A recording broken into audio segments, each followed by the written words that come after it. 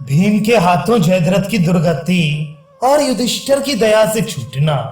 वैशंपायन जी कहते हैं, भीम और अर्जुन दोनों भाइयों को अपने वध के लिए तुले हुए देख जयद्रथ बहुत दुखी हुआ और घबराहट छोड़कर प्राण बचाने की इच्छा से बहुत तेजी से भागने लगा।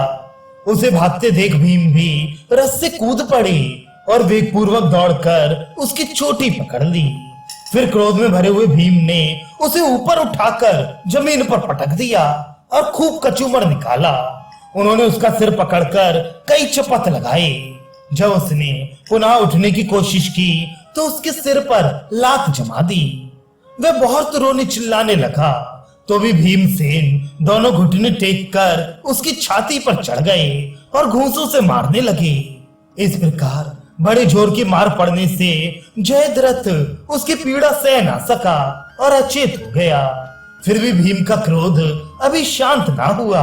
तब अर्जुन ने उन्हें रोका और कहा, दुश्शला के वैधव्य का ख्याल करके महाराज ने जो आज्ञा दी थी उसका भी तो विचार कीजिए। भीमसेन ने कहा, इस नीच पापी ने क्लेश पाने के अयोग्य द्रौपदी को कष्ट पहुंचाया है, अतः मेरे हाथ से इसका जीवित रहना ठीक नहीं है। लेकिन क्या करूं, राजा युधिष्ठिर सदा ही दयालु बने रहते हैं और तुम भी नासमझी के कारण मेरे ऐसे कामों में बाधा पहुंचाया करते हो। ऐसा कहकर भीम ने जयद्रथ के लंबे लंबे बालों को अर्धचंद्राकार बाण से मोड़कर 5 चोटियां रख दी और कटु वचनों से उसका तिरस्कार करते हुए कहा, अरे मूढ़, यदि तू जीवित रहना चाहता है तो मेरी बात सुन। तू राजाओं की सभा में सदा अपने को दास बताया कर। ये शर्त स्वीकार हो तो तुझे जीवन दान दे सकता हूं। जयद्रथ ने स्वीकार किया। वह धूल में लथपथ और अचेत सा हो गया था। वह धरती पर से उठने की चेष्टा करने लगा। ये देख भीम ने उसे बांधा और उठाकर अपने रथ पर डाल लिया। फिर अर्जुन को साथ लिए आश्रम पर युधिष्ठिर के पास आए। भीमसेन ने जयद्रथ को उसी अवस्था में धर्मराज के सामने पेश किया।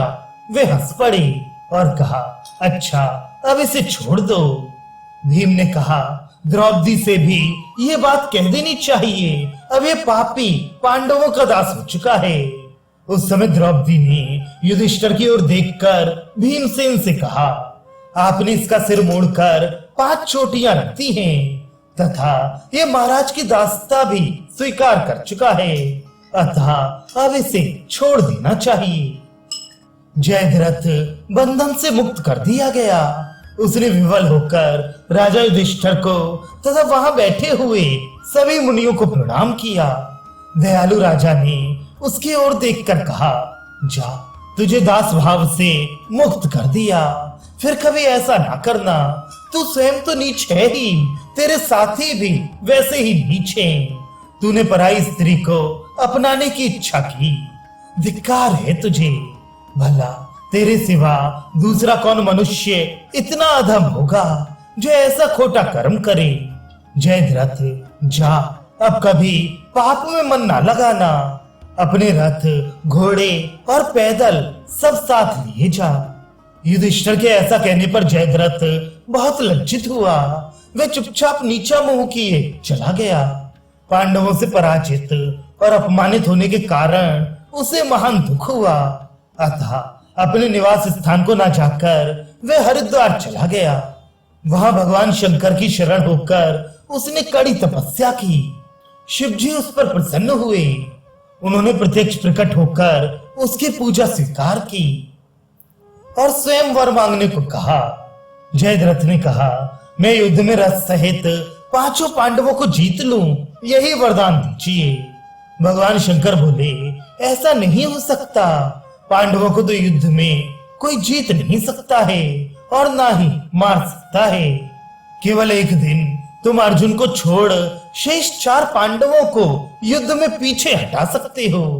अर्जुन पर तुम्हारा वश इसलिए नहीं चलेगा कि वे देवताओं के स्वामी नर के अवतार हैं, जिन्होंने बद्रिकाश्रम में भगवान नारायण के साथ तपस्या की है।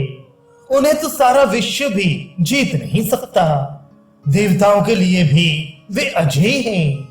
मैंने उन्हें पाशुपत नामक दिव्य बाण दिया है, जिसकी तुलना का कोई अस्त्र है ही नहीं। इसी प्रकार उन्होंने अन्य लोकपालों से भी वज्र आदि महान अस्त्र शस्त्र प्राप्त किए हैं।